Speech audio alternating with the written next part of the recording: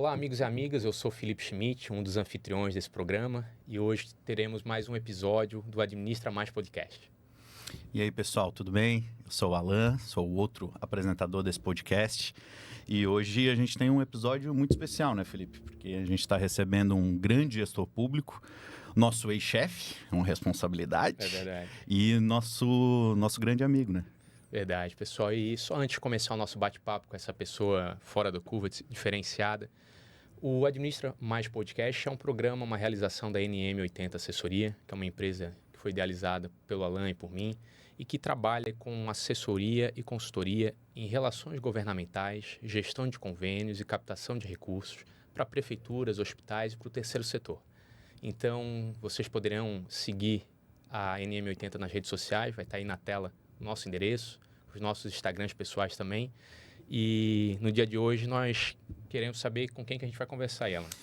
E só para contribuir, aliás, empresa essa que existe também um pouco por causa do nosso convidado, né? Verdade, porque as experiências vividas. Em especial a nossa experiência trabalhando com ele é que nos deu depois a ideia, a oportunidade, o conhecimento, a maturidade para abrir essa empresa e começar a nossa vida no ramo privado também, né, Felipe? É isso mesmo.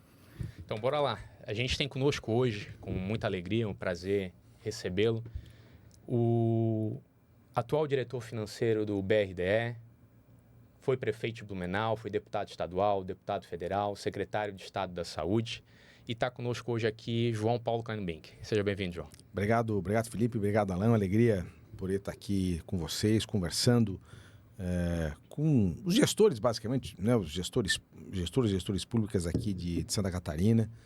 Falando um pouco, né?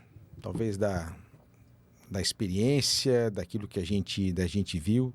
E muito contente de poder ver vocês aí contribuindo com a gestão pública de Santa Catarina, contribuindo com os municípios, buscando essa gestão, acima de tudo, essa gestão mais eficiente de recurso que é fundamental, né? Ou seja, a gente precisa fazer com que o recurso público seja aplicado sempre da melhor maneira possível, que ele impacte o melhor possível na vida das pessoas, que é o grande desafio, um dos grandes desafios que o Brasil tem.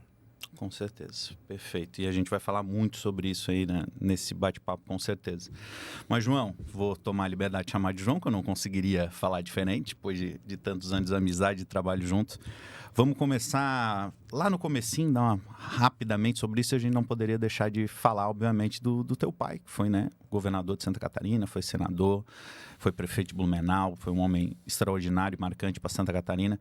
Mas o que eu quero saber mesmo é como é que era ser filho desse governador, né? Assim, tu tinhas 18 anos, 17 anos, por aí, né? 18. Como é que era ser filho de um governador e se nessa época tu já olhava para a gestão pública, assim, com alguma curiosidade ou ainda não? Verdade, claro. Naturalmente, meu pai é a maior influência que eu tenho, né? Assim, no sentido, ele foi uma figura realmente marcante na história política de Santa Catarina, pela maneira com que ele se comportava, pela correção, pela postura, né, pela capacidade de comunicação e, naturalmente, acima de tudo, pela capacidade de gestão, né, ou seja, de você... foi um governo realmente transformador para o Estado, né, do ponto de vista da melhoria da gestão, o Estado que saiu, né, que a folha de pagamento era 100% da arrecadação de ICMS na época, enfim, havia um desafio realmente muito, muito grande naquele momento e meu pai fez algumas transformações que até hoje ainda tem impacto, né, no Estado, na melhoria da gestão, na busca da eficiência do serviço público, era algo que ele buscava de forma constante.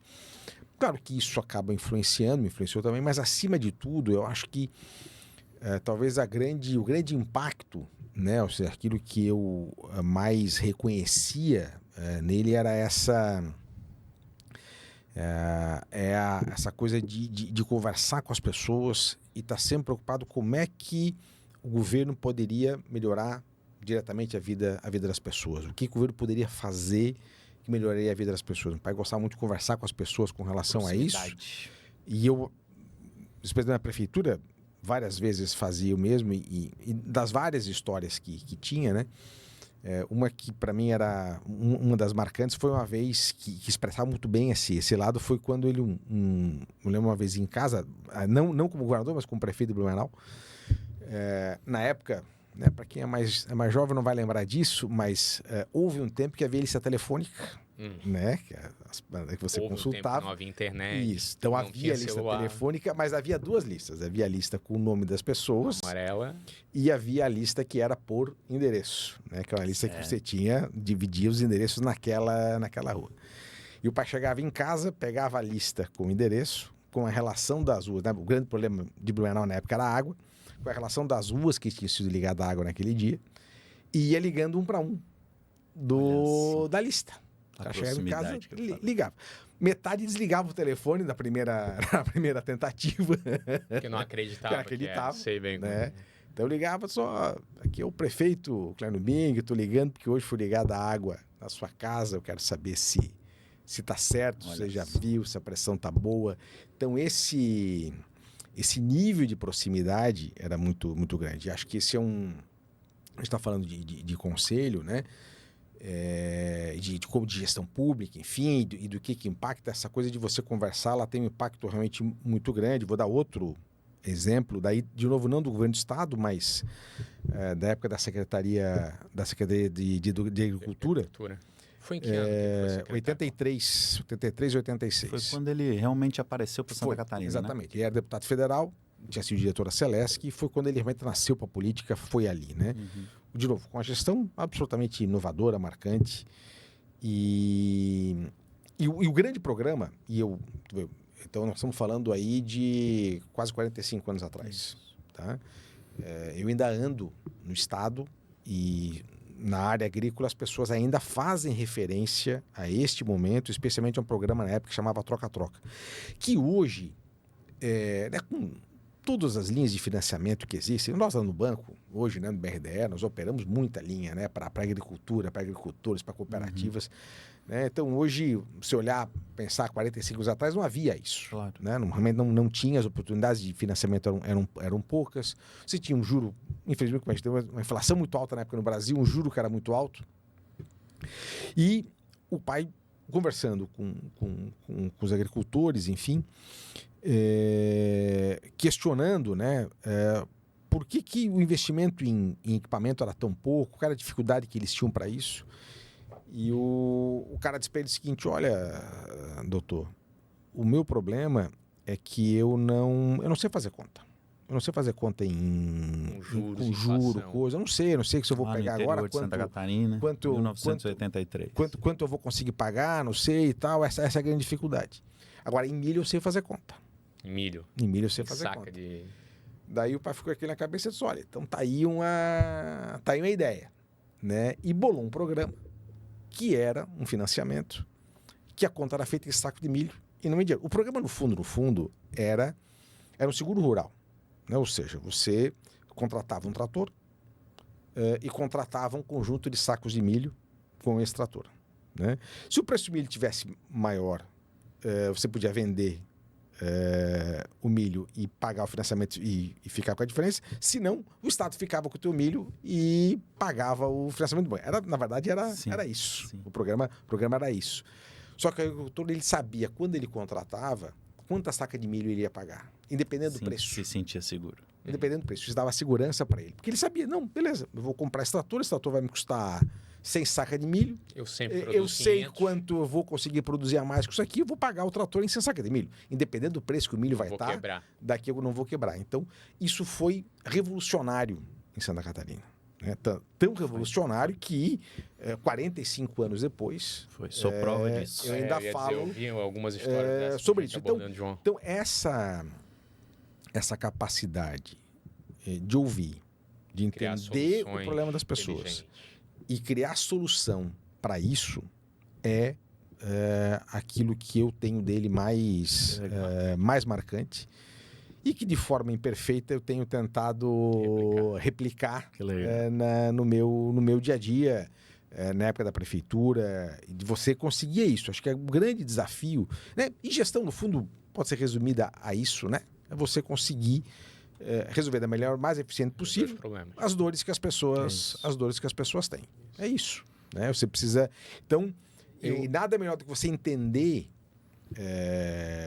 a dificuldade que as pessoas realmente passam e por isso estar na rua, conversar com as pessoas e ter essa capacidade de criatividade e de ousadia é absolutamente fundamental para poder fazer esse enfrentamento. Acho que esse é o resumo disso, né?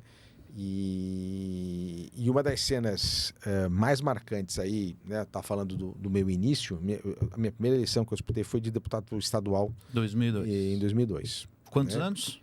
Eu tinha 29 na época. 29 da eleição, faço aniversário em dezembro, então eu tinha 30 quando assumi. Meu pai tinha falecido em 98. 4 anos. 4 anos antes, exatamente. 4 anos antes. 4 anos antes. 90. Eu fui disputar minha primeira eleição, tinha sido presidente da Eletrosul antes eu tenho disso. intimidade contigo, eu já escutei essa frase, então queria que tu contasse isso. E antes ele também não te empolgava muito a participar da política, né? Porque ele dizia o quê? Que Klein Bing na política era um só. Era um só. Era um só de cada vez. Era um só de cada vez. Não dava para ter dois simultaneamente. Era um jeito de ver a política. Mas nessa eleição, lá em Campos Novos, né? Numa visita num agricultor, em 2002, então nós estamos falando aí de 20 anos depois do que meu pai tinha sido secretário,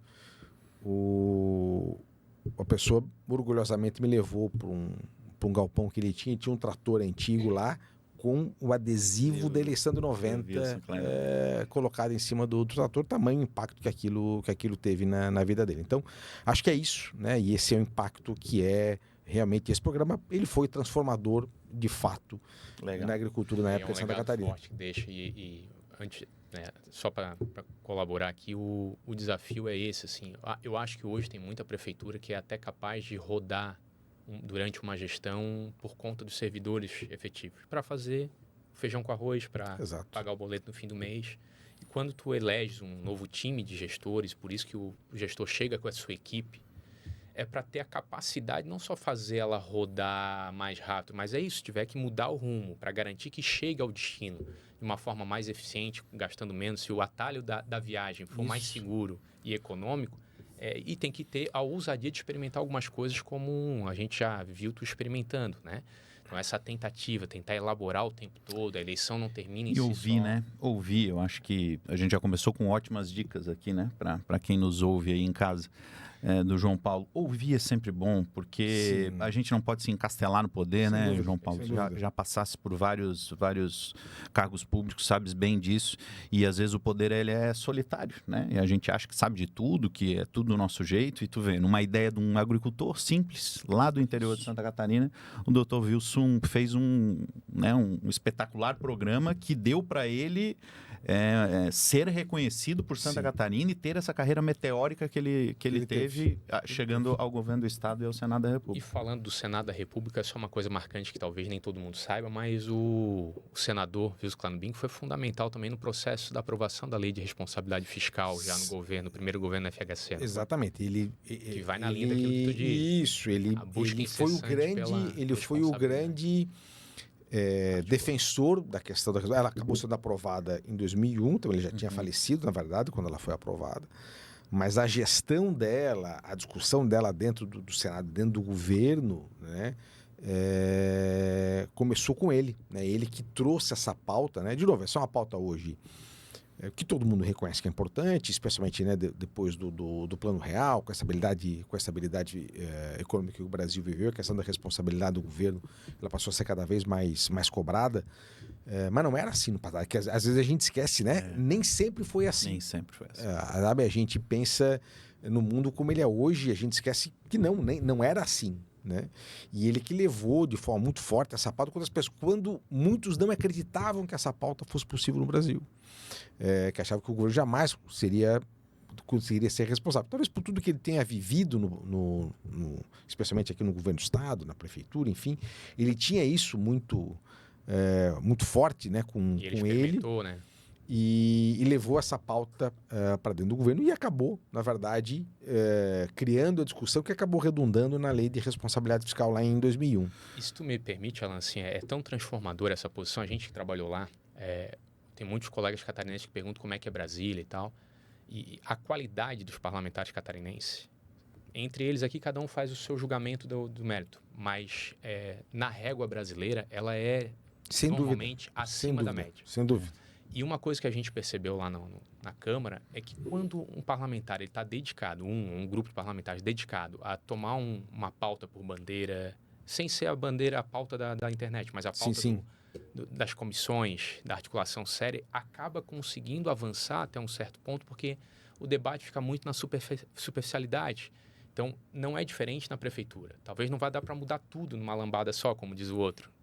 Mas se tu pegas um projeto que pouca gente dá bola porque está preocupado com uma coisa ou outra, mas que é fundamental para a espinha dorsal, para organizar a casa, para fazer o carro rodar da maneira correta, calibrar os pneus e fazer o balanceamento, tu acaba resolvendo muitos problemas dali para frente. É isso, não havia responsabilidade fiscal. Dever mais, gastar mais do que arrecadava era normal. Hoje, Hoje em dia, perda de mandato. Isso, exatamente. Cassação por não aprovação das contas. Exatamente. Deputado estadual em 2002... E depois foi para a prefeitura em 2004. Depois da prefeitura em 2004. Como é que foi essa primeira experiência de deputado estadual? O que ela te trouxe, assim, te agregou? Claro que é muito diferente o legislativo do executivo.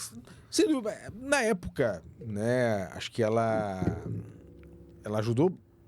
Acho que o grande legado daquele período, eu tive a oportunidade, né, de presidir a Comissão de Justiça, depois presidir a Comissão de Finanças. Presidiu a CCJ no primeiro mandato? No primeiro mandato. Primeiro ano, primeiro mandato, depois a Comissão de Finanças. Então, foi um período realmente de muito aprendizado. Né? Eu tinha experiência privada, não tinha... Então, foi extremamente importante e acabou ajudando a construir, na verdade, o entendimento que depois foi fundamental na prefeitura, na eleição da prefeitura em 2004. Aonde daí sim o desafio era conseguir dar algumas respostas, né, para as pessoas ouvindo. Tinha um conjunto de ações que eu entendia que era importante. E aí, voltando, né, nós estamos de novo aí num processo de início de mandato, na verdade. E acho que é fundamental isso que eu estava falando, Felipe, assim, se tudo é prioridade, nada é. Então, o gestor, por mais boa vontade que ele possa ter, ele jamais vai conseguir fazer tudo em todas as áreas. Então, você precisa ter muito claro, desde o primeiro dia, o que realmente você quer deixar de legado. Tem gente que acha que a palavra é ruim, mas eu acho que isso ainda é muito claro. Ou seja, eu tenho que pensar daqui a 4 anos o que eu quero que realmente que esteja feito, aquilo que eu quero que transforme. Porque é isso que eu estava falando, né? A prefeitura, no seu dia a dia, e de novo, acho que isso é um resultado importante de toda essa melhoria de gestão pública que houve nos últimos anos. As equipes próprias das prefeituras, os servidores de carreira, eles são, em geral, muito comprometidos, muito qualificados. Correto. Receberam, ao longo dos últimos anos, uma carga de formação muito grande em todas as áreas, né? Não importa, seja lá na prefeitura de Blumenau, seja na prefeitura do município pequeno. Com certeza. Mas a qualidade da gestão, ela, especialmente em Santa Catarina, ela vem melhorando a cada gestão, a cada mandato, ela melhora. Então, você tem um conjunto, hoje, muito capacitado. Você tem a maior parte, né, dos programas, eles acontecem em termos de programas públicos, tem financiamentos muitas vezes específicos, seja estadual, seja normalmente recursos federais. Associações fortes assim, nas regiões. Isso acaba acontecendo e esse dia a dia ele acontece, né? A escola abre, o aluno recebe a merenda, ele está sendo atendido, o uniforme chega, o ônibus de transporte escolar está lá. Às vezes custa caro para o prefeito, é verdade, né? E o prefeito está sempre buscando, e às vezes é injusto, né? Porque o que ele recebe de financiamento não é compatível com a realidade do município, ele está botando a grana em cima, mas o serviço acontece. Né? Então é isso que eu quero dizer, o serviço acontece, e acho que o grande desafio é como aprofundar, né? Cada gestor, cada município sabe o que ele precisa investir um pouco mais, se é em educação, se é em saúde, se é às vezes a coisa de assistência, se é na obra que ele precisa, ele sabe quais são as obras. Obra sempre é importante, não tenha dúvida alguma que especialmente obra viária, obra de pavimentação, mas o desafio é também, mesmo dentro destas obras, ter também muito claro aquilo que, claro, toda obra impacta na vida da sua comunidade. O que transformará o meu município? Né? Claro que pavimentar uma rua, você transforma a vida de uma comunidade. Mas você tem que ter um conjunto de ações que vá além disso. Né? Acho que essa frase é ótima. Se tudo é prioridade, nada é prioridade. Nada é. Então, e quando eu assumi lá a prefeitura, a gente tinha algumas ações, né, e talvez uma das mais emblemáticas, começando por aí, era a questão do Hospital Santo Antônio. Tinha sido pauta, na verdade, da eleição. Até porque, de novo, né, não é só, meu pai tinha sido prefeito 12 anos antes do que eu. Meu pai, 16 anos antes, né? Então, eu entrei em 2004, meu pai tinha saído, meu pai foi eleito, na verdade, em 88. Quando o pai estava na prefeitura, ele acabou derrubando uma parte antiga que tinha no Hospital Santo Antônio e começou a construção da parte nova. E a laje, praticamente desde que ele saiu, estava lá do mesmo jeito. Né? Então foram 12 anos praticamente de obra parada. E eu disse, eu vou terminar. Meu pai tinha começado, eu iria terminar. Terminar não, é recomeçar. Isso, recomeçar e terminar. Esse era um compromisso. Eu disse, olha, eu dentro do primeiro ano começo. E aí, de novo na linha, né, de você fazer algo de um jeito diferente, né? O município não tinha dinheiro, era uma obra realmente cara. Primeiro, da onde conseguir o recurso, né? E aí vem talvez que foi a grande sacada na época, que saiu também de uma conversa com, na época, o Mércio Felski, que tinha trabalhado até com meu pai, que era meu procurador, estava trabalhando na prefeitura como procurador-geral do município. Olha, vamos tentar fazer uma licitação, chamar os bancos para ajudar no hospital, né? Porque surgiu uma experiência que a prefeitura da época do pai tinha tido na Ponte da Estrada de Ferro, que ia ser demolida como sucata, e que acabou se conseguindo com a Fundação Roberto Marinho e vários bancos a reforma completa da ponte. Vamos tentar fazer a mesma coisa de novo. Chamar os bancos para ajudar. Para ajudar, vamos fazer. Certo. E aí chegou, mas nós temos aqui um ativo, que é as contas salário da prefeitura. Hoje, infelizmente, com a portabilidade bancária, isso perdeu o valor, mas na época não. Bom, então vamos fazer a licitação desse ativo. Vamos escolher um banco para ser o banco da prefeitura, onde os servidores vão receber o seu salário. E tudo que o banco der no lance vai ser destinado para a obra do Santo Antônio. E foi criada uma comissão com representantes da classe empresarial da cidade, na época liderada pelo Ronaldo Baumgarten, para ser o gestor do recurso. Então a prefeitura vai botar a mão no dinheiro, vai receber, vai passar para eles vão administrar para garantir que isso vai acontecer com a máxima transparência e com a maior eficiência envolvimento da sociedade. E na época nós conseguimos, 8 milhões e 600 mil reais por isso. Era muito assim. A gente esperava 4, para vocês verem isso. Eu lembro desse número até hoje. A gente esperava 4 e pouco. 20 anos atrás, isso ia dar quase o dobro hoje, uns 70%. O HSBC, na época, ofereceu 8.600 para ser o coisa. Fizemos um evento lá em cima da laje e, para resumir, em 3 anos, a obra estava pronta. Né? Dia 13 de junho de 2000 Alguma outra cidade já tinha feito uma operação dessa, João Paulo? Com licitação, eu não lembro. Na época, várias estavam fazendo. Eu lembro que teve várias. Mas a maioria que eu lembro foi depois de Blumenau. Por isso que eu te perguntei se alguma tinha feito os que eu lembro também foram depois da gente. Inclusive, o nosso sucesso, até porque foi dado muita publicidade, né? Até porque o hospital era algo marcante para a região, então todo mundo via o que estava acontecendo.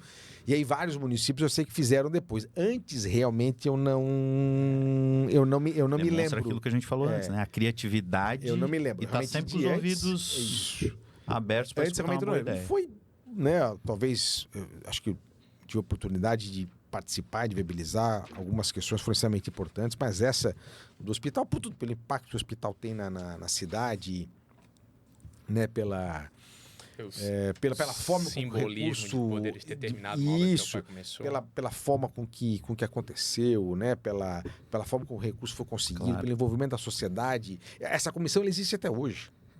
Né? Ou seja, e a gente não só fez isso, a gente mudou completamente a gestão do hospital, a prefeitura saiu completamente... E a gente aprova, né? O Hospital Santo Antônio hoje é nosso cliente da NM80.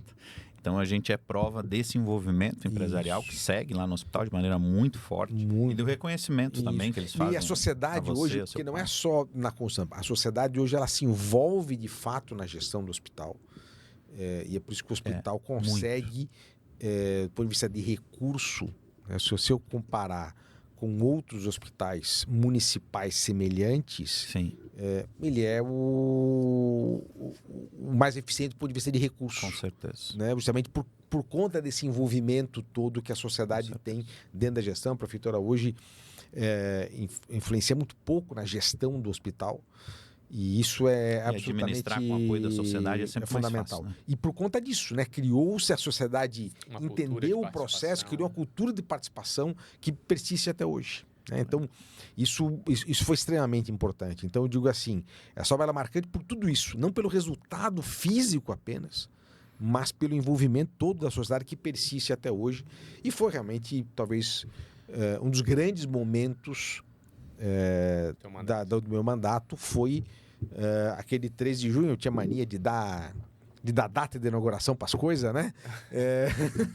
Antes de saber se...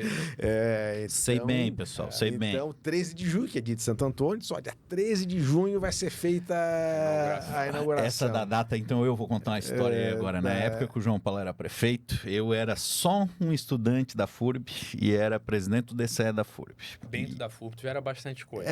Lá dentro da FURB a gente incomodava um pouquinho, incomodava pro bem um pouquinho.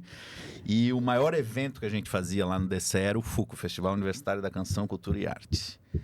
E ele acontecia em abril ou maio, agora não vou lembrar quando foi a inauguração da Vila Germânica. 30 de abril. Então ele acontecia em abril. E só tinha um espaço na cidade que comportava um evento daquele tamanho. Eram 3 dias, 3 shows nacionais, além do festival universitário, né, com as bandas universitárias e tudo mais. Eram sempre shows grandes, que era na antiga Proeb, que estava em reformas para se tornar a Vila Germânica. E, rapaz, o prefeito da cidade, João Paulo Clânio Bing, me deu a data lá. Falou, nessa data vai inaugurar. E o primeiro evento que ia ter, oficial, lá na Vila Germânica, era o FUCA. E daí depois ia ter uma feira grande de texto, a Texfair. A gente tinha que desmontar rapidamente no último dia para entrar a Texfair, que obviamente era um evento para a cidade muito mais importante. Mas o primeiro evento era o nosso. E o medo, rapaz, que eu passava lá na frente daquela obra e dizia, esse homem não vai, não tem como fazer essa obra desse tamanho tão rápido. Aproveita, conta essa para nós, João Paulo. Como é que saiu a Vila Germânica? A Vila Germânica foi isso. Você tinha, né, a Proeb, era um espaço que estava precisando de uma atualização, um espaço, no último grande investimento, tinha sido o Pavilhão C, que era do início dos anos 80. Né? Então, precisava de uma... Foi agora 86, eu acho. A Outubro não parando de crescer. Não só isso, a própria Texfair. A Texfair era, nessa época, o maior evento têxtil da América Latina. Né? Então, era realmente um evento impactante para a cidade, para a economia da cidade, para o turismo, para as empresas têxteis. Era um negócio impressionante. Ocupava todo o espaço da vila. Realmente era um evento fundamental. Para quem não lembra, né, João Paulo, desculpa te cortar, mas a Proeb era muito acanhada, né? Assim, era só o pavilhão. Os pavilhões, eles eram separados, então tinha muito espaço perdido, enfim. Mas eram isso como se tu pensasse em 2, 3 pavilhões, um do lado do outro. Assim, era isso, não é a Vila Germânica de hoje, que a gente vai lá em qualquer época do ano, passa o dia lá, nos restaurantes, que não tinha nada daquilo. E o pavilhão era um hangar. Né? Era um hangar que tinha sido levado para lá, que você falando em pavilhão, é verdade. Isso não fui muito frequentador do 50, Outubro, 60 anos antes, enfim, não sei exatamente quando que era o pavilhão A. E aí, naquele ano, em 2005, meu primeiro ano da prefeitura, deu um calor em junho fora do comum. A turma morreu de calor dentro da Texfair. A Texfair era em junho sempre. A turma morreu de calor dentro da feira. Tá? Vamos resolver esse troço. Vamos resolver tal. E aí, na época, resumidamente, de novo a questão do envolvimento da sociedade, nós tivemos a reunião, prefeitura, a CIB, que na época, junto com o Sintex, eram os promotores da Texfair, e o governador Luiz Henrique da Silveira. E aí, só governador, nós temos essa necessidade. À época havia um projeto de fazer um novo centro, que seria o CIEF, que era o novo centro de eventos e feiras de Blumenau, que era para ser na 470, enfim, que era um projeto importante. E se entendeu que não adiantava ficar insistindo no projeto do CIEF, enquanto que a solução de curto prazo era reformarmos completamente o que era o espaço da Proeb. O governador entendeu, né, e o governador foi foi muito determinado, disse, não, vamos viabilizar o recurso. Só que se a gente fosse, né, licitar o projeto, contratar o projeto, buscar o recurso e fazer, tá, ia levar muito tempo. E a gente queria ganhar esse tempo. E aí, a ACIB e as entidades empresariais da cidade, o Sintex e a ACIB, liderando o processo, contratar e doar o projeto para o município. Olha Então, só. essa foi a primeira questão. Então, isso Mais aí nós uma vez, ganhamos. a importância do envolvimento da sociedade. Ganhamos um ano e meio nessa história, porque só da licitação ia 6 meses. Fazer o projeto, listar Isso. o projeto. Licitar o projeto, contratar e executar, nós ganhamos um ano e meio só nessa operação. certeza. E aí, Foi antes ou depois do início do Santo Antônio? isso foi antes. O Santo Antônio começou no final do ano. O processo do Santo Antônio começou em dezembro de 2005, a obra do Santo Antônio. E isso começou já no início de 2005, foi logo em seguida. A Texfer foi em junho de 2005, a gente logo em seguida fez a conversa com... E eu pergunto para ver como influencia, na medida que a primeira participação, uma das primeiras participações da sociedade civil entra, vem resultado, é um modelo que começa a se replicar. Sim, Começa a funcionar assim, Com não, certeza. vai lá no... Isso. que fizeram, deu certo, bora acreditar O no projeto. prefeito cumpre a vai valer palavra, a gente E aí vale a pena. a CIB fez o projeto, doou, o governador assinou o convênio para dar o recurso e nós vamos executar a obra. E aí, e para resumir daí a conversa, só que nós tínhamos um problema. A Oktoberfest de 2005 terminava dia 23 de outubro e em junho a nova estrutura tinha que estar pronta para a nova Texfer. Ó, tu vê que ele já esqueceu Então, do Fuca. Mas Viu o como o Fuca Fuca não era prioridade. Então tu era imagina Texfer. como esse aluno de 22 anos tava com medo, rapaz. A prioridade era Texfer. Tava lá, Se alguma coisa caísse, ia ser o Fuca. qualquer Ia ser a perguntar lá Texfer. pro presidente, precisa de uma mão de obra e voluntário descer para bater lá, a gente vem, a prioridade naturalmente era Texfer. Então nós tínhamos essa janela, né, para fazer. E aí, Outubro a início de junho. 8 meses. Para fazer toda a na Vila verdade, Germânica que vocês você tinha conhecem o lá. prazo de montagem, de tudo. São, Sendo que em Blumenau chove. Chove prazo era que final de Deus abril. o livre no verão. Claro, O prazo era final de abril. Tá funcionando. Isso, o a prazo era obra- final de abril. a O prazo obra era final de tinha que tá abril. funcionando no final de O abril. prazo era final de abril. O Até prazo era porque final de senão abril. já teria que viabilizar em outro local. Isso, não o prazo daria era pra deixar de o realizar. prazo era final de abril. Nós começamos a fazer uma licitação, aí deu para na licitação, no final nós tivemos que abrir, em vez de contratar uma empresa só para fazer tudo, a gente Fizeram contratou etapas. 6 empresas, com mais uma empresa gestora, para cuidar de todo o contrato. Então tinha a empresa do ar-condicionado, a empresa da montagem elétrica, a empresa da construção civil, a empresa da estrutura metálica e a fiscalização. Eram 6 contratos, né, por mais ou menos por Administrar isso por tudo. setor, né? Aí tinha um gestor que acompanhava e tal. E dia 23 de outubro nós fizemos um evento, uma despedida do Pavilhão A. Na época o Horácio Brown que sugeriu isso. Eu Né? lembro. Vamos fazer o despedido do Pavilhão A, desligou as luzes, turma cantou em alemão, com vela acesa na mão. Não é verdade, foi feito um negócio, despedida do Pavilhão Foi muito A. bonito. A turma, o pessoal mais antigo se Emocionou. emocionou e tal. E aí, no dia 25, 26 de outubro, nós iniciamos a demolição daquela estrutura. Né? No dia 2 de dezembro, nós começamos o batistaca. Começando tinha a parte de pré-moldado, tinha contrato de pré-moldado. Nós começamos a parte de fundação. E eu, no dia 2 de dezembro, disse, olha, dia 30 de abril, às 4 da tarde, estão todos convidados para a inauguração. E o meu coração parando lá no meu DCzinho.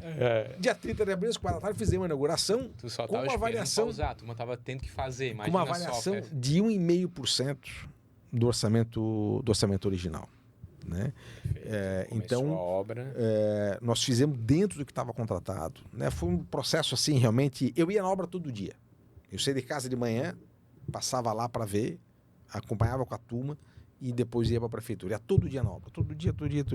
Então aquilo era um negócio, né? Era isso. A turma ria, a gente dizia que não ia ficar pronto, chamava de louco. Não, eu passei na prefeitura um dia, encontrei o prefeito saindo da sala dele. Estava com o Marcelo Chirub, nosso amigo, que era secretário na época, ou vereador, já não lembro. E aí eu perguntei, né, estudantezinho, não tinha intimidade com o João Paulo ainda. Eu disse, prefeito, eu estava conversando com o Chirub aqui, estou muito preocupado, será que vai estar pronto mesmo aquela obra? Ele para mim disse, rapaz, fique tranquilo.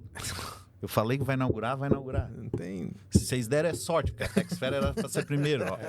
Vocês fazem tudo certinho, senão eu vou cobrar do Churu, porque ele com a avalista de vocês. E é isso. E deu tudo certo. Deu tudo certo. Então, aquilo também foi um negócio impactante. E é isso. E não era, e de novo, né? Não era a obra em si, mas era todo o novo distrito turístico da cidade, né? Então a gente conseguiu recurso para ali, depois teve o novo... Em 6 meses. Em 6 meses. E aí, depois teve o Galegão, né, a reforma do Galegão, que está fechado, teve a reforma do Parque Ramiro. Então, de novo, quem vê aquela estrutura hoje não faz ideia do que era aquilo antes e do impacto que aquilo teve na vida da Parque cidade. Ramiro, um dos primeiros parques que chamaram a atenção, assim, Sem né? dúvida, Hoje em dia também, dúvida. cada vez mais parques nas cidades, as gestões entenderam, a sociedade entendeu a importância de ter, mas na de época ter não. esses espaços, mas na época não. E o Parque Ramiro realmente foi algo transformador e que serviu de modelo para outras cidades. Sem dúvida. João Paulo, hoje eu já vi, Felipe, nós vamos passar um pouquinho de uma hora, né? Então já vou avisar nosso telespectador sobre isso. Mas não tem como não falar, porque também é algo muito diferente até hoje em Santa Catarina, que foi os corredores de ônibus em Blumenau, que foi também na tua gestão de prefeito, que eu sei porque era estudante lá, e obviamente isso para os estudantes universitários fez uma enorme diferença. Queria que tu contasse um pouquinho de como é que foi isso, porque, salvo engano, me perdoe algum prefeito, mas acredito que seja a única cidade até hoje em Santa Catarina com um corredor de ônibus desse tamanho, pelo menos. Florianópolis tem alguns pedaços, Joinville, mas eu confesso nunca que não... fazer. O Joinville fez alguma implementação de corredor, sim. E eu realmente... Criciúma também tem. Criciúma tem ali na Avenida Central, na Avenida Centenário, né? Tem um corredor assim, até mais antigo até do que o de Blumenau. Mas eu lembro que foi um grande debate na cidade. É meio isso, assim. Realmente não imagino que tenha muito mais do que isso. E aí... Como é que foi essa coragem para fazer isso? Porque a gente sabe que não é fácil, Felipe, imagina. Tem muito comerciante que olha e diz, mas vai tirar a vaga de estacionamento da frente do meu comércio, como é que fica isso? E vale a pena e não vale? A mudança ela é desconfortável sempre, né? E aí, de novo, assim, você precisa saber, você precisa ter muito claro o que você quer fazer. Acreditar naquilo que você está fazendo e confiar no resultado daquilo que você vai fazer. Né? E eu acreditava muito na questão do corredor. Né? Acredito muito no transporte público. Até porque a gente fala muito de cidade, né? E a gente está falando da questão do parque, né? Que era algo que não tinha. Quando meu pai era prefeito, não tinha essa demanda por área de lazer. A área de lazer acontecia no Clube de Cacitiro, acontecia nas associações das empresas, né? Tinha a DR, que é a Associação Artex. Era lá que acontecia o lazer das pessoas. Essa demanda do espaço público era uma demanda talvez relativamente recente, né? Só que ela é fundamental porque a cidade acontece no espaço público e ninguém é cidadão dentro de casa.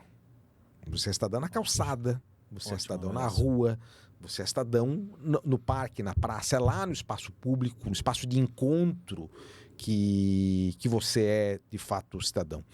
E todo o conceito que você tem, então, assim, as pessoas respondem, né? Tem um grande arquiteto urbanista, né, que ficou famoso, um livro chamado Cidade para as Pessoas, que é o que ele diz assim: a questão é quem você convida para estar na rua. Né? Ou seja, se você convidar o carro, é o carro que vai estar. Se você convidar as pessoas que vão estar. Então, a estrutura que você monta na cidade, ela é um convite para alguém estar. Né? Então, se não tiver calçada, ninguém vai andar. Se não tiver, então, tudo depende de quem está sendo chamado para estar nesse espaço que é de todos, que é comum, que é onde as pessoas são realmente, onde você é realmente cidadão. E aí, o transporte, e aí é uma questão, né, eu digo assim, às vezes, para mim é uma questão muito... O número de carros, Blumenau tinha na época, a maior percentual de carro por habitante de Santa Catarina era em Blumenau. Né? Nós tínhamos um percentual de carro por habitante maior do que São Paulo. Nós estávamos entre as 10 cidades do Brasil com o maior carro por habitante. Na verdade, das 10 do Brasil, 3 estavam em Santa Catarina. Éramos nós, acho que Florianópolis e Brusque. Então, o normal, talvez, de muito gestor ia ser pensar fazer mais via para carro. Só que é aquela coisa, é o paradoxo da eficiência. Né? Ou seja, quanto mais você faz mais carro, você bota na rua, pior na verdade vai ficar. E tem uma questão muito simples, né? A rua, né, especialmente na região, eu posso ir espalhando a cidade, enfim. Agora, se eu tenho mais carro para andar na mesma quantidade de rua, né, e a Rua 15 não aumenta, né? Não tem como alargar. Sim. Na verdade, a Rua 7, mudamos liberal. Não tem como alargar. Então, claro que o congestionamento vai acontecer. E não há obra possível que vai fazer diminua aquilo ser mais eficiente. Então, assim, se eu tenho mais gente para transportar... Transporte público. E a área onde as pessoas vão ter que usar é a mesma, porque eu não tenho como alargar a rua, o único jeito que eu tenho é aumentar a eficiência, né? O carro é o transporte menos eficiente. Andar a pé, de bicicleta e ônibus são os transportes, mas é onde eu consigo transportar mais gente por hora por quilômetro. Então daí é isso, o cara pensa, vou andar de ônibus. A conta é muito simples nesse sentido. E aí a gente envolveu a questão dos corredores. E aí no caso de Blumenau, né? Quem conhece a cidade, Blumenau é uma cidade norte-sul, né? Blumenau não tem terminal no centro. Né? Os dois principais terminais é um na região norte, que é o terminal Aterro. E o que seria o terminal do centro, seria o terminal da Fonte, que na verdade é um pouco mais no sul, já no começo, na verdade, do Garcia. E você tem os grandes pontos da Rua 7 e da Beira Rio, que acabavam funcionando como terminal, inclusive com um grande fluxo de pessoas, e com operação de embarque e desembarque, para a questão de pagar passagem muito demorada. E aí, 60% do transporte na época, estou dizendo, todos esses dados são da minha época, claro. Mas eles não devem ter mudado tanto assim nesse momento, até porque a estrutura do transporte continua a mesma coisa. 60% das pessoas que usam um ônibus em Blumenau andam pelo Troncal 10, que é a linha que une o terminal da Fonte ao terminal Aterro. Bom, então faremos o corredor inicialmente neste período, que é para justamente fazer o trânsito no centro, né, que era onde acontecia o atraso. E aí, claro que com todas as dificuldades, ele não era contínuo o tempo inteiro, ele tinha alguns pontos de compartilhamento, enfim, mas se tirou vaga de estacionamento, especialmente depois da Rua 2 de Setembro, né, que é já no sentido bairro centro, tirou muita vaga, se fez um binário, que era uma obra também muito antiga, que foi o que viabilizou, na verdade, a implantação ali do corredor. E o objetivo era, né, tudo isso, na verdade, tudo isso era dado, a gente é muito dado, na verdade. A ideia era fazer com que o sistema operava a uma velocidade média inferior a 10 km por hora no horário de pico no centro. O ônibus andava 10, na velocidade média 10 km por hora. A não ideia tem como alguém decidir pegar um ônibus desse jeito. Isso correndo é mais rápido que isso. A ideia era elevá-lo para que ele andasse uma velocidade operacional média em torno de 40 km por hora. E foi o que aconteceu com o corredor, né? Muito pelo corredor, pela estação de pré-embarque na região central, porque a operação de embarque e desembarque ficou muito mais eficiente, e ela que derrubava muito do sistema.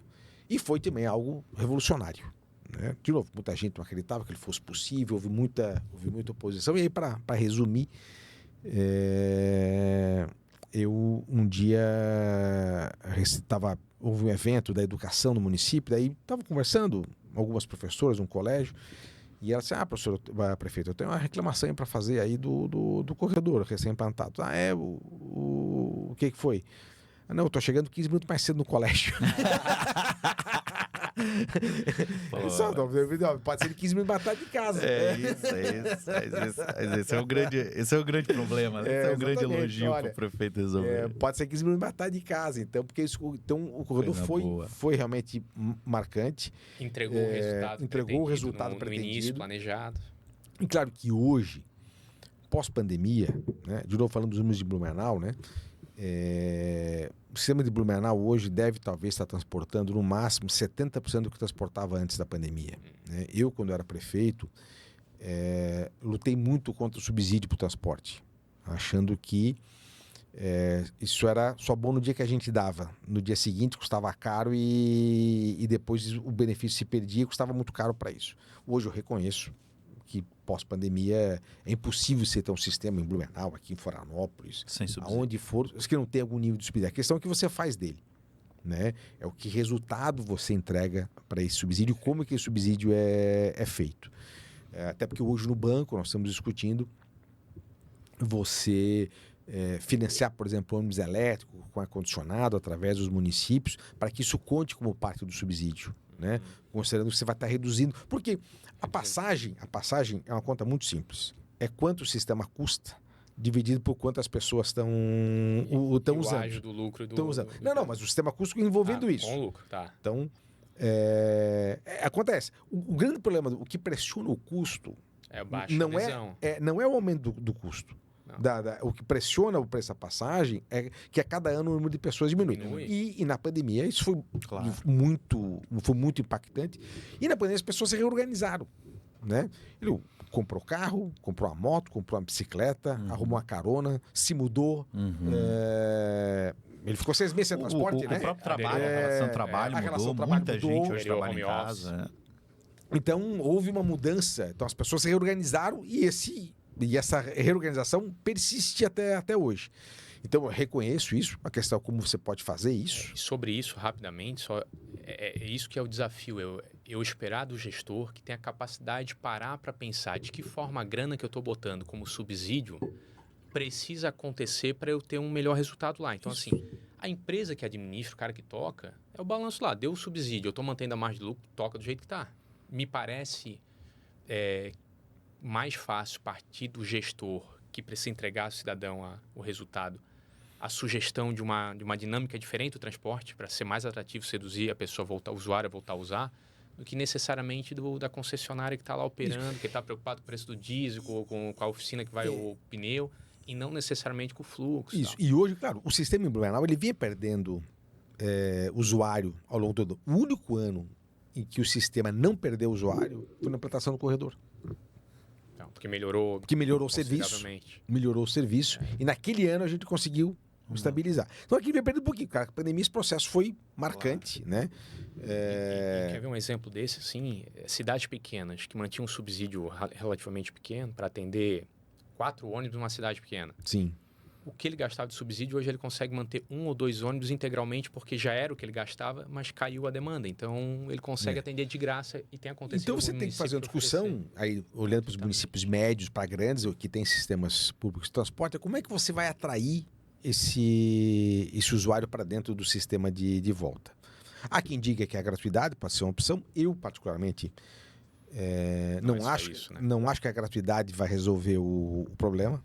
Até porque eu sou um crítico do subsídio quando é dado de forma ampla, porque ele custa caro e ele vai acabar que não realmente precisa, né? Acho que você pode dar gratuidades, se for o caso, compensadas pelo município, mas para quem precisa, né? Baseado em renda, tem alguma outra forma de fazer. Então você tem uma questão de custo, porque você tem outras opções e ele faz essa conta financeira, mas existe também a qualidade do sistema. Então hoje discutir o ar-condicionado, discutir o corredor, porque é isso. Porque o grande inimigo hoje do ônibus é a moto, né? Especialmente no trânsito. Então, se o ônibus não for competitivo do ponto de vista de qualidade, e essa competição é o quê? É porque ele não seja sucateado, que ele ofereça o mínimo de conforto. A questão do ar-condicionado hoje é uma necessidade de discussão. Os tempos de deslocamento. E o tempo de deslocamento. A principal qualidade dele é confiabilidade. Tá? Ou seja, que é eu saber o ônibus às 10h15 vai passar no ponto às 10h15. Eu não tive a experiência de Blumenau, mas eu tive a experiência lá de Alicante, que tu tens o aplicativo que tu vê. Isso. Como aí, quando a gente compartilha a localização pelo WhatsApp com a família, a gente consegue saber onde é que está o ônibus. Então, tu sai de casa, se ele está atrasado, tu decide sair um pouco depois. Então, ou tu pega um táxi, ou tu pega uma moto. E o tempo, ele tem que ser mais rápido do que, ou pelo menos igual do que o carro é, senão o conforto do carro sempre vai ser mais vantajoso. E agora, realmente reconheço que essa não é uma discussão fácil. Tá? Qualquer solução custa caro. Você precisa buscar receita para isso. Tirar cada vez mais recurso da administração para colocar nisso é um desafio, né? Tinha uma discussão, eu brinco, que eu espero que o ministro Haddad continue pensando que o prefeito Haddad pensava, que ele dizia como prefeito que a CID deveria ser devolvida para os municípios para subsidiar o transporte. Uma parte até hoje já acontece, né? E na pandemia se criou isso. Ele era prefeito nessa época, por isso que ele defendeu. Mas eu realmente esperava que a CID pudesse ter uma utilização realmente muito mais ampla nesse sentido. Então, você precisa criar outras formas, né? Que é o que acontece que não apenas... Porque é muito injusto o que acontece no Brasil hoje, em que a tarifa é o principal financiador do sistema. Ainda que você tenha hoje subsídios presentes, o subsídio ainda é pequeno frente ao custo total do sistema. Então, tudo recai na conta do cidadão, e aí, claro, fica caro. E aí realmente fica caro. Então, acho que esse é um desafio, não é um desafio fácil. Hoje, talvez dos municípios médios e grandes, a questão do transporte é, na minha opinião, o principal desafio. Como garantir que você crie um sistema realmente eficiente. Isso vai exigir decisões difíceis, muitas vezes, que as pessoas não vão ver o resultado imediato. E a política está tão imediatista assim. E balançar, na verdade, com a maneira com que o serviço hoje é E feito. essa é a vida do gestor, né? Sim, Essa é a vida do gestor. De decisões difíceis, de pouquíssimas que são a curto prazo, de tentar manter a credibilidade acima da popularidade, que essa sim pode subir e descer, a tua credibilidade muito, não. Né? Assim, a gente, na época do corredor, a gente é muito dado. Tem muita informação e sabia exatamente o que queria. Sabe, ó, a velocidade hoje é essa, ela vai passar assim, o tempo vai ser assim. Uma decisão sabe, acertada, a gente né? tinha muita informação na época com relação a E isso. a gente vê muito hoje só uma replicagem daquilo que tem dado repercussão. Então, se eu faço um corredor de ônibus e deu certo em Blumenau com todo esse subsídio de informação, talvez há algum gestor que replique em outro local só por replicar. E a replicação, ela nunca é isso. Você tem que entender, cada lugar é um lugar. Eu assisti uma Cada entrevista... sistema de transporte é único. Até porque assisti uma entrevista agora essa semana falando, que um professor estava falando sobre o sistema de ensino da Finlândia, que é um dos melhores do planeta, e que no início do século XXI, ali para os idos de 2000, 2002, a Finlândia aboliu tudo que era papel, caneta e borracha e aderiu a uma educação digitalizada, né? Então, computador e tal. E ele vem fazendo uma medida, tirando as métricas nesse período todo, e agora, recentemente, a Finlândia voltou a instituir, aboliu o computador, porque foi a primeira vez da geração das crianças finlandesas que o QI não se manteve, aumentou, que diminuiu. Porque o tempo de tela, o processamento cerebral, para uma informação que vem quando eu desenho a escrita no caderno, quando eu processo a informação do professor, ou quando ele vem diretamente no PowerPoint, aliado a um vídeo, a um áudio e a um link, o cérebro humano não consegue aproveitar do jeito que aproveitava antes. Então, assim, na medida que tu diz que um país de primeiro mundo adotou a tecnologia, todo mundo vai fazer isso. Mas depois de eu adotar a tecnologia, eu vou manter a avaliação para saber se eu tenho um desvio de rota, para ver que impressionante. É um contrassenso. Mas hoje o que se fala? Se afastar das telas, que a gente volte a ler um livro em papel, e é um outro dado que o professor trouxe, que por essa questão da velocidade do conhecimento, o livro em papel é, ainda hoje, o que mais faz tu absorver o conhecimento, mais do que o tablet, que o Kindle, que o celular e tudo mais. Então, para tu ver como a gente precisa estar antenado com o dado concreto, não com o achismo, com aquilo que me parece ser lógico. E tu continuar medindo sempre para ir fazendo os ajustes que são necessários. Mas eu acho que essa questão do transporte hoje... E, de novo, e na questão do transporte, daí, claro... Sistemas educacionais, eles são relativamente próximos, né? Em Santa Catarina, os desafios são mais ou menos os mesmos. Você pode replicar determinados conjuntos de escolas ou de padrões de ensino, enfim. Transporte não, né? Transporte, cada cidade tem a sua geografia, a sua dinâmica, ela tem a sua espacialidade, tem o seu uso. Então, você não tem, né?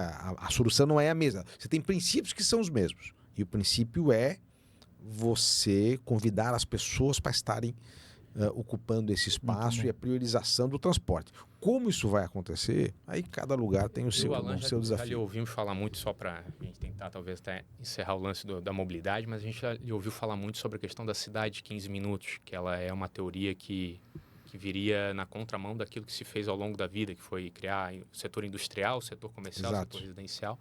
pudesse falar rapidamente para a gente um pouquinho disso, para quem E nos ouve. que também tem as suas controvérsias, né? Há quem defenda apaixonadamente. A prefeita de Paris não foi a primeira que implementou, mas ela virou Defensora. a grande defensora, e Paris virou o grande cartão postal da cidade de 15 Para minutos. explicar ao pessoal o que seria Já vou chegar lá. E tem aqueles que dizem que não, que isso não vai, não vai funcionar. E o que é, na verdade, né?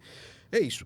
Durante, especialmente nos anos 70, nos anos 80, você dividiu a cidade, né? Ou seja, eu vou morar num lugar, vou fazer compra em outro, vou trabalhar em outro e vou fazer lazer em outro e vou usar o carro para ficar andando de um ponto ao outro. Brasília talvez seja o melhor exemplo disso, né? Você tem setor habitacional, setor disso, setor daquilo, e o carro transita nesse meio tempo, embora até tinha um conceito de localidade que as superquadras deveriam ser autossuficientes. A cidade de 15 minutos é o oposto disso, é você trazer todas essas funções a 15 minutos a pé de bicicleta da sua casa. Então, você teria que criar mecanismos e de que se tivesse um grande conjunto de pessoas morando, né, com diferentes tipos de moradia, né, em todas as áreas da cidade, que você tivesse opções de lazer em todas as áreas da cidade, que você tivesse o emprego, o comércio, a escola, enfim, tudo tivesse dentro desse critério. Paris tem perseguido isso de forma muito forte, né? Um grande conjunto de investimento em parques e praças, um grande conjunto de transformações de áreas de carro em áreas de pedestre. O negócio que a gente fazia em Blumenau, sem conhecer isso tudo, que é você dar aos espaços públicos várias utilizações. Então, uma escola não deve ser só uma escola. Ela tem que ser escola de segunda a sexta, ela tem que ser o centro comunitário no final de semana, ela tem que ser o centro de lazer no domingo com a escola aberta. E a gente fazia isso, quadra aberta em Blumenau já há 20 anos atrás, dentro desse conceito de que esses espaços eles têm que ter múltiplo uso. Então não pode ter só escola. Você tem um investimento muito grande de recurso público ali para ficar fechada 100 dias por ano. Né? Se contar que tem 200 dias letivos, ela fica fechada a 100. Ela passa mais de um terço do ano praticamente fechada. Então você precisa ter esse... Então Paris tem perseguido com bons resultados. Né, com bons resultados. Há quem diga que isso cria ilhas e você não se encontra mais na cidade, que a cidade tem que juntar todo mundo. Enfim, de novo, não é a solução perfeita, mas existem alguns princípios aqui da cidade de 15 minutos que devem nortear, que é justamente isso. Eu consegui olhar para cada região da cidade e tentar fazer com que ela tenha um comércio, que ela tenha uma vida orgânica próxima, que as pessoas possam aproveitar este espaço da melhor maneira possível nos seus mais diversos usos. Acho que esse conceito ele permanece independente da solução que você vai fazer isso. E por isso que o Alan estava falando antes, hoje os prefeitos têm investido muito, né, em pequenos espaços. Você tem grandes praças, mas também tem as pequenas em cada bairro, que é isso. Isso está dentro... Isso acontece bastante com a saúde e com a educação. A comunidade cobra uma escola no seu bairro, né? E é natural que tenha cada vez mais... essa é a parte fácil, né? O desafio é moradia, o desafio é comércio, exatamente, é o emprego, o desafio são as outras... Né? A parte de serviço de educação e saúde, hoje em dia... É mais simples de você prever e hoje a maior parte já está. Mas tem outro assunto importante aí. Vamos, para a gente fechar o assunto de prefeitura e aí encaminhar para o nosso final, para não passar tanto assim de uma hora, né? A gente prometeu isso para os nossos ouvintes em casa. Mas Santa Catarina sofre muito com as cheias, né? Sim. Sofre muito com enchente. E tu vivesse um momento muito difícil em 2008, quando tu era prefeito de Blumenau, salvo engano, a maior tragédia natural até então, aquele momento da história do Brasil, foi uma comoção. Conta pra gente um pouco assim, de como é que foram aqueles dias, como é que foi o desafio de ser prefeito durante uma tragédia daquele tamanho, né? Porque não é ser só prefeito, é ser um morador de uma cidade que está sendo atingido também, é um ser humano ali também, né? Observando tantas famílias passando por dificuldade. E como é que foi reconstruir, né? Isso tudo? Como é que foi arrumar dinheiro para isso tudo, captar recursos para isso tudo? Como é que foi essa tragédia de 2008? Sem dúvida, é o momento mais marcante, né, do meu período como prefeito. Ela impactou todo o segundo mandato, praticamente, né? Os 4 anos seguintes foram... Porque a tragédia aconteceu em 2008, logo em seguida da minha reeleição. Então, todo o segundo mandato foi impactado muito fortemente pela questão da tragédia. E é isso. Você continua sendo morador, você tem... arrumar dinheiro. Na época a prefeitura, felizmente, estava muito bem. Naturalmente, a prefeitura arcou com boa parte dos custos. Houve recurso federal, houve recurso do Estado, mas não no volume que seria necessário. E muita coisa teve que ser redirecionada para isso, até em função da recuperação. E eu dizia, o nosso objetivo não era reconstruir a cidade, mas construir uma cidade nova. Isso também é o fundamental. Ou seja, não adianta repetir os erros de antes. Era preciso aprender com o que tinha acontecido. Essa acho que é a primeira grande lição. É aprender com o que tinha acontecido para não cometer os mesmos erros. Blumenau tem um histórico grande com enchentes, então havia um nível de preparação na sociedade para o enfrentamento que é único. E aí digo único mesmo, assim, nenhuma cidade tem um nível de preparação da sociedade para enfrentar a tragédia como Blumenau tem. E isso naturalmente ajuda muito. Várias decisões difíceis tiveram que ser tomadas, como você realocar muitas pessoas, você dizer que determinadas áreas não poderiam mais ser construídas. Isso tem um impacto enorme, as pessoas não aceitam isso no patrimônio delas, enfim. Isso é algo permanente, né, que precisa ser cada vez... porque se você não fiscalizar, a memória disso vai se perdendo, gente nova vem vindo e você precisa manter isso, ter isso de forma muito, muito presente e não é simpático esse tipo de situação. Você tem que ter muita clareza e comunicar muito claro às pessoas com relação de volta às decisões a difíceis, isso, né, do gestor. Exatamente. Mas claro, se pudesse falar de todas as obras, das ações, dos sistemas de prevenção que foram feitos, né? A criação do Serviço de Geologia Municipal, o sistema de alerta que foi aprimorado, enfim, uma série de questões. Preparou a gestão para o futuro enquanto isso. Mas eu acho que o fundamental, e aí o que eu procurava fazer como gestor, como prefeito, e não como gestor, como prefeito, na verdade, é você dar esperança para as pessoas, no bom sentido. Não de que está tudo bem, porque não estava. Não que era fácil, porque não era. Mas você reassegurar a sociedade que nós venceríamos aquela situação. Que nós estávamos juntos e juntos faríamos uma cidade melhor. Uma cidade melhor do que aconteceu.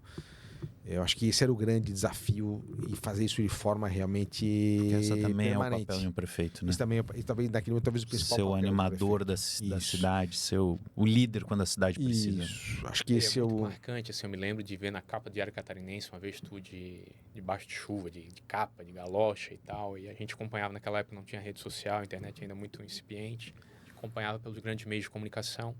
A comunicação para a solução também devia ser muito difícil.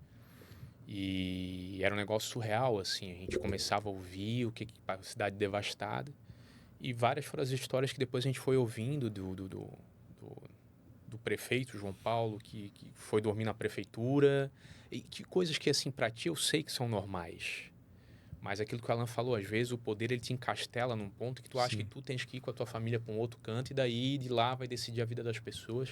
Eu vi muita gente falando sobre essa tua presença marcante no... Liderar também é exemplo, né, Felipe? É isso. Acima de tudo é exemplo. Acima de tudo é exemplo, né? E a curiosidade, assim, João, quando é que foi o momento que vocês juntos na prefeitura estavam reunidos lá com o teu secretário e disseram, cara, a gente nunca viu isso, como é que a gente começa, assim, para tudo, a equipe vai... Vamos começar por aqui. Porque a tragédia foi de 22 para 23 de novembro, né? Foi um final de semana, sábado para domingo. E foi no dia 22, um sábado, no final da tarde, reunidos aí os secretários, enfim, a gente discutindo a resposta para o que estava acontecendo. Ali que a gente teve a dimensão de que realmente a gente estava diante de um evento... Não era mais uma enchente, não era um deslizamento por isso, porque já houve, né? Uma grande tragédia na Rua Belo Horizonte, em Blumenau, né, em 1990. E outros que teve, mas ali a gente tinha dimensão, realmente era um negócio realmente muito mais impactante, e a gente precisava trazer todo mundo, né? Aí veio o governo do estado, todos os órgãos, né? A gente fazia uma reunião, nós tínhamos 100% da cidade sem água, 70% da cidade sem luz, toda a região sul da cidade sem acesso, né? Então, a primeira coisa a fazer era recuperar isso, né? Recuperar água, recuperar a luz e fazer a cidade ser acessível de novo, né? A região sul acho que levamos 4, 5 dias para conseguir acessar, atender as pessoas, né? As pessoas tinham que sair de casa. Então, né, você tem a questão humanitária. Aquele episódio melhorou muito a nossa defesa civil em Blumenau, que já era muito boa. Melhorou muito a defesa civil do estado de Santa Catarina, né? Hoje Santa Catarina tem reconhecido por todo mundo o melhor sistema de defesa civil do Brasil, né? Longe do segundo colocado. Acho que a gente aprendeu muito, né? E priorizou-se isso muito, né? Essa questão da defesa civil. E sempre, claro que é muito difícil, né? As pessoas, né? Sonhos das pessoas, sem falar daqueles que, né, que faleceram, que se foram, enfim, que é sempre algo, né, que é uma dor que é insuperável, né? E que é uma dor que o prefeito sente também, né, João? Sente, claro. O prefeito que sente, né? Claro que sente. Porque você... É isso, né? Tá ali, ó, uma situação que te impacta, né? Conversar com as pessoas, né? Você tem aquele contato. Era um morador ali, era uma coisa que sempre dá uma sensação de que, não, pô, a gente precisa... Sabe? E você não sucumbir no meio de tudo isso... Uhum. Né, não se manter forte para não buscar transferir responsabilidade e realmente ser comandante do processo. Isso. E olha, nós vamos sair dessa juntos de novo. Não transferir responsabilidade. Mais uma boa dica para quem nos ouve, né? Porque não tem. A gente vê, infelizmente, às vezes isso acontecer. Que essa realmente é intransferível. Vamos para a parte final, então. Vamos falar um pouquinho do BRDE. Né? Esse nosso podcast aqui, como o Felipe falou antes, é uma realização da NM80, que é uma empresa que faz captação de recursos. E o BRDE é uma grande fonte de recursos aí para os municípios, não só para os municípios. Hoje está diretor ali, fosse presidente, né, no último ano. Fala um pouquinho para a gente como é que está essas linhas do banco. O banco, acho que a gente tem hoje, do ponto de vista dos municípios, a gente tem 3 grandes projetos que acho que têm um impacto direto aí para os municípios. Os financiamentos, de um modo geral, né? Então, hoje o banco, historicamente, até lá 4, 5 anos atrás, o BRDE tinha uma participação com municípios muito pequena, o Badesc fazia isso muito mais do que o BRDE, mas hoje o banco tem ampliado a sua presença nos municípios de forma bastante forte, feito algumas captações específicas para municípios, inclusive. E a gente financia muita coisa, desde obra viária, ônibus, né, todo tipo de equipamento. Então tem se trabalhado nessas questões e os municípios podem acessar o recurso. A gente tem recurso do Fundo de Garantia. Acho que o grande diferencial que a gente tem é conseguir oferecer várias fontes de recursos que a gente faz a captação e oferecer a melhor solução para o gestor. Então, e a nossa agilidade, a nossa presença aqui nesse sentido. Então, essa é uma frente. A outra frente, aí, naturalmente, envolve aí, talvez especialmente os médios municípios catarinenses e os maiores, que é uma frente nova nossa, que é de parceria público-privada. Então, a gente tem trabalhado isso de forma muito forte, no Rio Grande do Sul e no Paraná já fazendo serviço. Aqui em Santa Catarina, a gente hoje já tem acordos de cooperação aí, está assinando com Itajaí, com Blumenau, com Mafra, com São Bento do Sul, com Pissarras. Como é que funciona isso, João? O município faz um termo de cooperação inicialmente, né? A gente tem um foco hoje, não só, mas a gente começa muito com a parte de iluminação, que é um produto mais simples, vamos chamar assim, mas a gente está aberto naturalmente a discutir o que o município tem de prioridade nesse sentido. E a gente faz um estudo em conjunto, vê quais são as oportunidades que tem. Qual é a grande vantagem de fazer conosco, né? A gente assume todos os riscos, a gente assume os custos em nome do município. Nós vamos ser ressarcidos lá no final do processo, Tá? Então, um grande desafio para o município pode fazer faz a PMI, né, a proposta de manifestação de interesse, ele faz o contrato, a consultoria, o município pode fazer isso tudo. Só que ele tem que botar o dinheiro na frente, tem que fazer a licitação, a gente assume isso em nome do prefeito, vai com ele até o leilão na B3, e lá na frente a gente vai ser ressarcido ao longo de todo esse processo, um valor que está pré-determinado. E a gente tem trabalhado a um grande interesse, muito interesse, os municípios todos têm voltado, até porque recurso de imposto não há mais, né? Então você precisa cada vez mais trabalhar com essa questão de PPPs. E uma terceira frente, que daí que envolve a questão do Pronamp, né? O governador Jorginho Melo tem colocado que a nossa prioridade é atender as micro e pequenas empresas, a gente tem feito isso, né? O Pronamp emergencial foi um exemplo, agora a gente está trabalhando com o novo Pronamp, indo depois uma plataforma de crédito simplificado. Não é recurso para a prefeitura, mas é muito importante para o município. E que tem um impacto para o município. E a gente está trabalhando também num produto de botar o município também na parceria, dele poder colocar algum recurso e atender daí um empreendedor menor ainda do que o Pronamp consegue atender. Então, até atendendo essa provocação, essa prioridade que o governador Jorginho Melo tem dado, é a gente realmente atender cada vez mais os pequenos, né, os microempreendedores de Santa Catarina. Então foi muito rapidinho, mas o banco está lá à disposição, né? O banco está aí, está à disposição. O banco é um grande parceiro dos municípios. Fazer, A gente sabe que é um grande parceiro dos municípios, a gente enquanto consultoria, assessoria que atende prefeituras, a gente vê realmente o tanto que o BRDE é parceiro dos municípios nas suas demandas de infraestrutura, de saneamento, agora com a linha de PPP, então é com certeza muito importante. Verdade, Alan, e às vezes o gestor acaba pelo correr do dia a dia se atrelando ou acionando somente os repasses governamentais. Isso. Então, as emendas, um programa ou outro, e diversos projetos ali, grandes, estruturantes, em Blumenau, que eu sempre ouvi tu debatendo, fosse buscar financiamento. Exatamente. E especialmente agora, no começo do mandato, né? É a hora de fazer isso, né? É a hora de você fazer isso, porque, cara, você tem um tempo e agora que o prefeito tem que começar realmente a cuidar disso para poder executar as obras que ele vai estar contratando. Penúltima pergunta, então, João Paulo. A gente trabalha na área de captação de recursos. Como é que era? Como é? Mas, em especial, como é que era esse prefeito João Paulo, o secretário de João Paulo, correndo atrás de recursos? Não é fácil, né? Às vezes é chato, inclusive, o prefeito, a gente vê, né, os prefeitos de cidades menores, assim, bem, qualquer prefeito pode até passar o pires na mão lá nas emendas. Isso já teve dos dois lados, né? Já fosse deputado recebendo, fui teu chefe de gabinete lá, sei o quanto que era difícil, inclusive, pra gente, né? Porque tu fala muito mais não do que sim. Sim, porque não consegue entender todo mundo, né? É isso. Mas também já fosse o prefeito correndo atrás de financiamentos internacionais, mas de emendas também, de recurso direto com o governador. É projeto na mão, é insistência, é sola de sapato, João Paulo?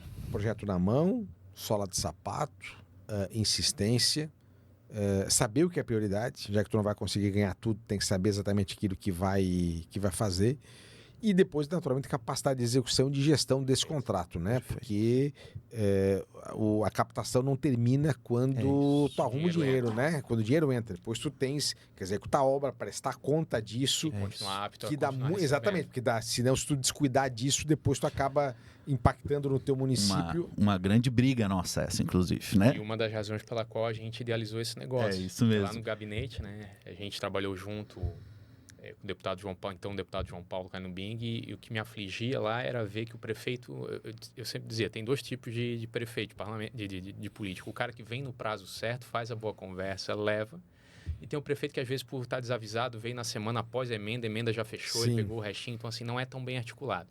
Então tu precisa ter o prefeito articulado para ir convencer o parlamentar a conceder, mas no momento da concessão da emenda, até ela passar por todas essas fases, da liberação, da realização, da execução, prestação de contas, a equipe técnica lá na prefeitura precisa fazer funcionar a burocracia, vencer a burocracia. E esse é outro desafio. Vencer a burocracia é um outro grande desafio. E a gente tem uma discussão sempre, né, com os nossos clientes, com os prefeitos que a gente vai prospectar, apresentar nosso trabalho e tal, que é muitos, infelizmente, ainda têm uma visão errada do setor de captação de recursos. Aí, não só do trabalho de uma empresa como a nossa, que atua no ramo, mas inclusive lá do gestor municipal de convênios, que às vezes pensa na captação de recursos. Aí pensa, não, mas eu sou prefeito, eu vou captar o recurso e acabou ali. Sim, não. E a gente sempre fala, começando, né? Realmente, nós, enquanto empresa, não somos o captador do município. O captador do município, o principal é o prefeito, depois é o vice-prefeito, seus secretários, seus vereadores.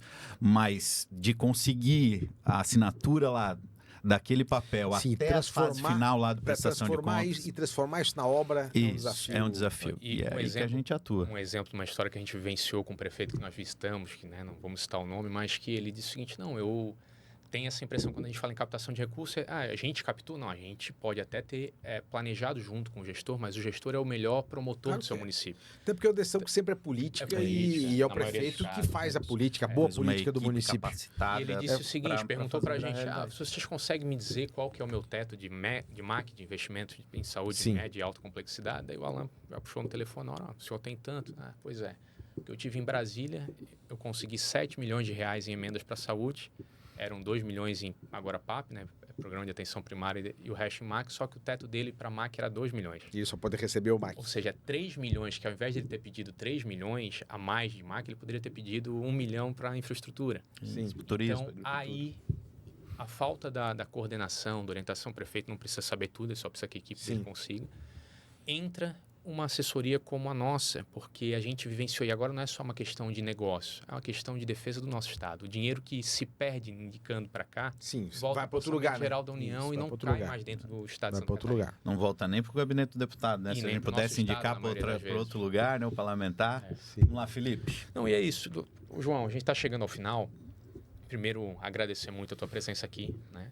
A gente não falou, mas via de regra, a gente fala dos políticos, mas não fala muitas vezes das suas qualificações. O João, que é formado em História, em Administração Pública pela ESAG, fez, eu não lembro se é mestrado ou especialização em Oxford.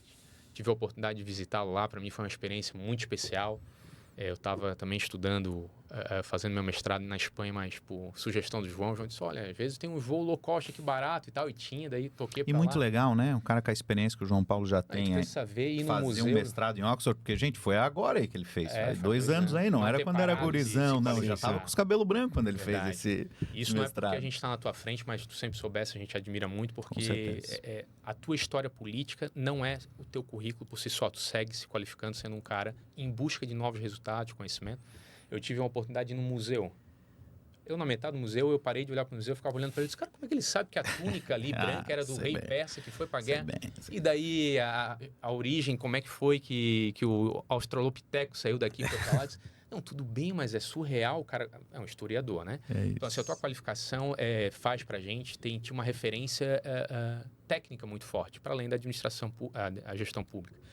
E tudo isso, toda essa bagagem, a gente está em busca aqui de alguma forma de, todo episódio, a gente ter um conselho dado a quem é gestor público de Santa Catarina. Então, eu gostaria de te perguntar que conselho você daria para os gestores municipais que desejam transformar a sua cidade? Que dica, se pudesse dar uma dica? Acho que eu vou terminar com a que eu comecei assim. Saiba exatamente o que você quer terminar daqui a 4 anos. Os prefeitos estão começando esse ano, ele tem que saber hoje o que ele quer entregar daqui a 4 anos. Se ele não souber hoje, ele não vai conseguir entregar. Perfeito. Ele tem que saber, porque dá trabalho. E ele tem que saber hoje o que ele quer ter terminado daqui a 4 anos. E quer dizer que é isso aqui que vai ficar de marca. Seja uma obra, seja o que for. Mas ele tem que saber para poder conseguir entregar. Aí ele vai correr atrás do dinheiro, ele vai fazer a obra e... Diga que não há vento favorável para quem não sabe onde vai. Para quem não sabe onde vai, exatamente. O cara precisa saber para onde está indo. E tem que ter essa visão de longo prazo para onde está indo. Então, Alan, ótima dica. Conversamos aqui com um cara que já foi prefeito de Blumenau, deputado federal, deputado estadual, diretor do BRDE, secretário do Estado da Saúde no momento. Não conseguimos falar da parte da saúde, né? Porque o currículo é muito grande, mas vai ter o episódio número 2 do João Paulo Kleiner Bem, com certeza. Quem sabe. Aqui o programa está de portas abertas para o amigo. Obrigado. Sempre um prazer Obrigado pela oportunidade de estar aqui, de conversar, de a gente trocar ideia, que acho que isso é fundamental, né? E estamos à disposição sempre do programa, dos gestores catarinenses, todo mundo. Acho que O que nos une é querer servir a Santa Catarina. É o que a gente faz todo dia e da melhor maneira possível. Perfeito. Gente, obrigado por nos acompanhar até aqui. Se liga no Instagram aqui da NM80 Assessoria para curtir aí, acompanhar a agenda dos nossos próximos convidados. Obrigado, Felipe. Obrigado pro João Paulo. Obrigado. A gente se vê até na próxima. Valeu. Um abraço. Abraço. Valeu.